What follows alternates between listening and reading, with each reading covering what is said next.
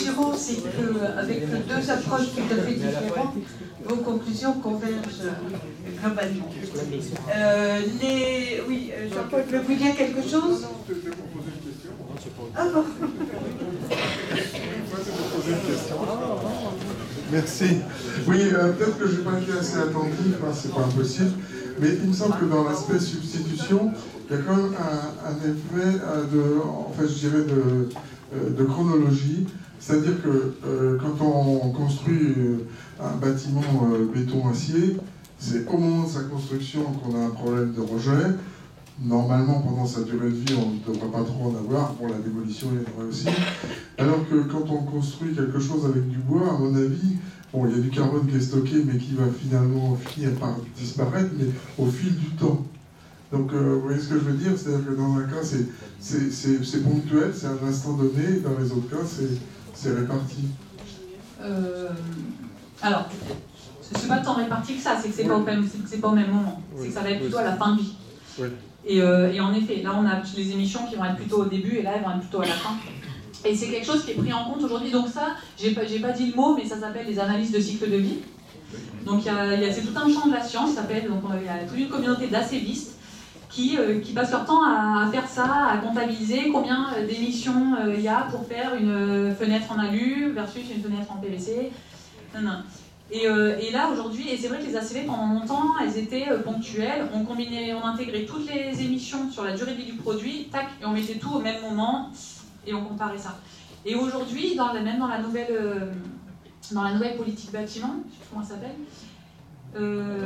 ils essaient de faire un peu dynamique. Parce que c'est vrai que ça c'est important, c'est pas pareil d'émettre aujourd'hui ou d'émettre dans 50 ans. C'est vrai.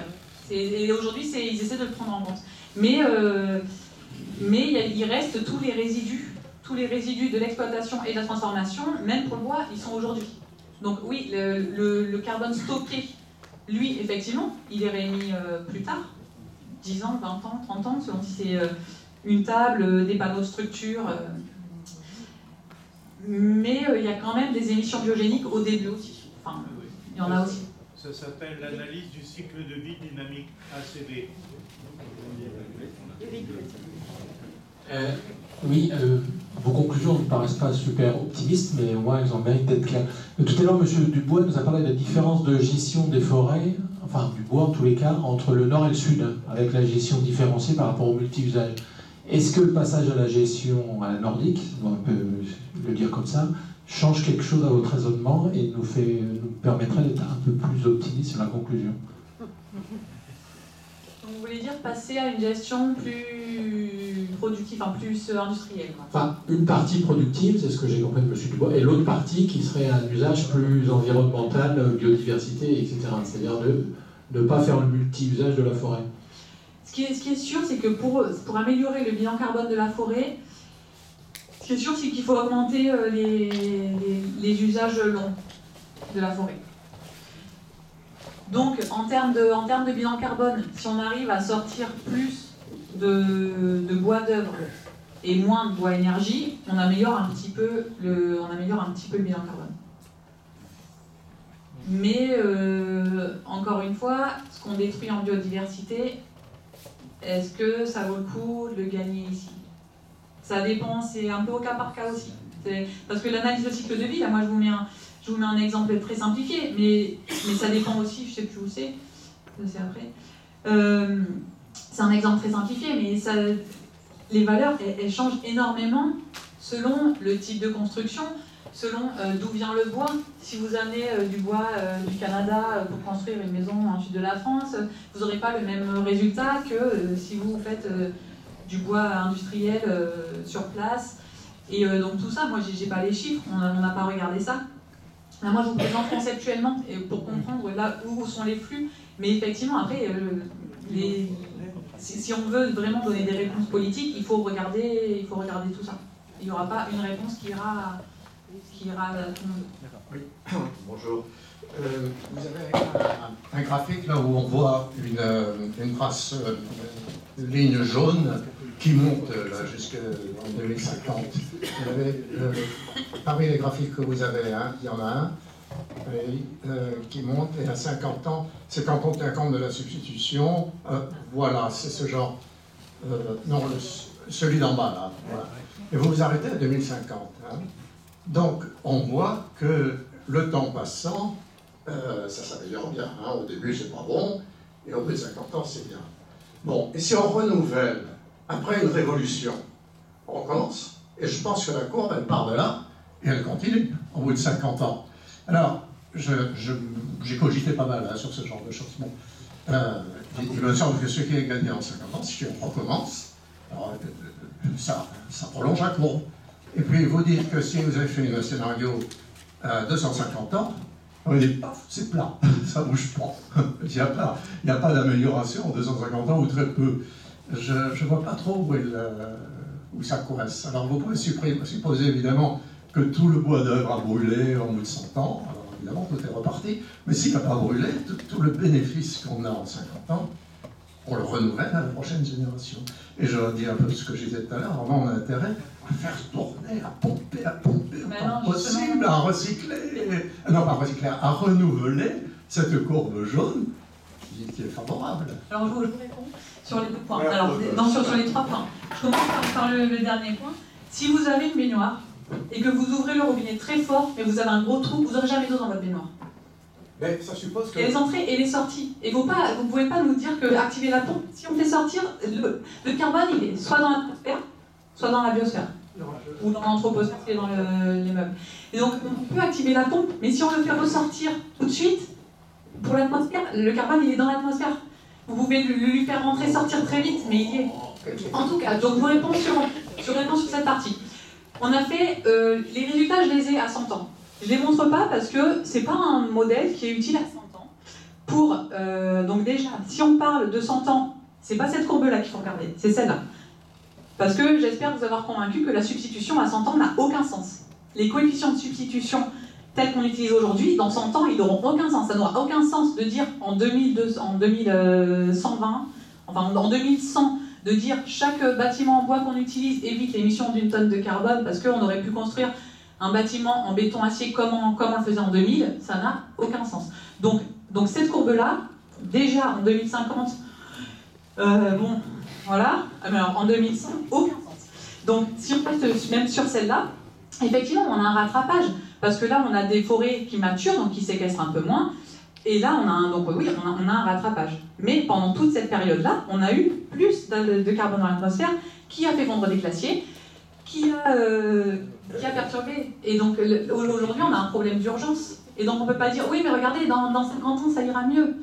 Oui, mais c'est aujourd'hui qu'on a besoin d'avoir moins d'émissions. Et sur l'effet sur les 250 ans historiques, il y a peu d'effets sur le climat. Il y a des effets carbone, on a mis plus de carbone, mais ça a été quelque part compensé. Il y a eu des compensations par le changement d'essence, les changements d'évapotranspiration. Il y a eu des compensations physiques qui font que... Et puis, c'est la forêt européenne. Donc, sur le climat mondial, voilà, la forêt européenne a un faible poids sur le climat mondial. Et on n'est pas parti de zéro forêt, et d'un coup, on a fait de la forêt primaire partout. Donc voilà, disons que le delta, il a eu un impact très faible sur le climat mondial. Je suis désolée, on est obligé d'arrêter, mais vous restez pendant la pause. Donc vous pourrez poser vos questions pendant la pause, sinon vous n'aurez pas de pause. Voilà. Oui, je voulais parler. Allez, une, parce que voilà. c'est vous. Oui, je voulais parler justement de l'analyse du cycle de vie dynamique, l'ACV. Donc l'ACV, c'est une notion qui a été introduite dans la réglementation, la RE 2020, réglementation environnementale, et l'idée, c'est d'introduire la temporalité dans les émissions de CO2. C'est-à-dire, on dit construire en bois ou en matériaux biosourcés, on va rejeter justement du CO2, mais pas tout de suite, on va le rejeter peut-être dans 50 ans ou dans 100 ans. Et alors que si on employait des matériaux donc type polystyrène ou autre, fait à base d'énergie fossile, eh bien le rejet serait actuel, et donc on pénalise, on introduit des coefficients qui vont pénaliser ces matériaux qui sont de notre côté favoriser les matériaux biosourcés. Alors ça, c'est très bien en théorie. Le problème, c'est que c'est extrêmement complexe à mettre en œuvre, notamment le côté dynamique, et toute la profession actuellement est vent debout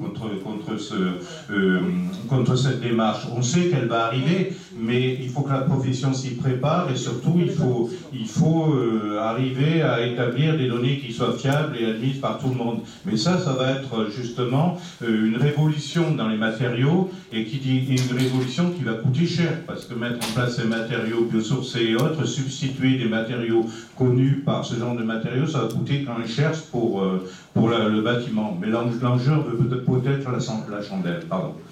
Voilà. Voilà. Je ne suis pas sûre qu'il y ait une réponse. Non, mais juste que... Enfin, c'est des questions qui sont beaucoup vues en termes de défense d'intérêt. C'est telle filière contre telle filière. Et moi, je dis pas il faut pas construire en bois. J'ai pas fait d'études sur un projet spécifique en disant il faut le construire, celui-là, il faut le faire en béton. Je sais pas. C'est juste qu'aujourd'hui, il y a des approches qui sont très simplistes et qui ne prennent pas en compte l'objet principal qui est l'atmosphère. Ce qu'on veut, c'est diminuer le carbone dans l'atmosphère.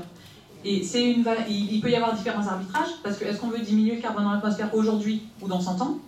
Ça, les climatologues ont des éléments de réponse. Mais en tout cas, moi ce que je vois dans mes analyses, c'est que c'est important de prendre en compte toute la chaîne et de prendre en compte tous les scénarios. Et alors de dire oui, mais si on fait cette méthode-là, ça favorise telle filière, et si on fait cette méthode-là, ça favorise telle. Moi, c'est pas ma question, c'est pas mon objet d'étude. Moi, ce qui m'intéresse, c'est de savoir quelle méthode permet d'avoir le résultat le plus intéressant et le plus juste pour la filière. Après, il y a plein de politiques qui s'intéressent à comment passer d'une méthode scientifique donc un peu lourde à comment la transférer en opérationnalité. Mais et il faut le faire. Mais moi, mon argument, et ce que je vois dans mes recherches, c'est que ce qu'il faut, c'est prendre en compte, il y a des éléments qui ne sont pas pris en compte aujourd'hui dans les comptabilités et qui peuvent changer les arbitrages qui sont faits. Merci. Merci bien.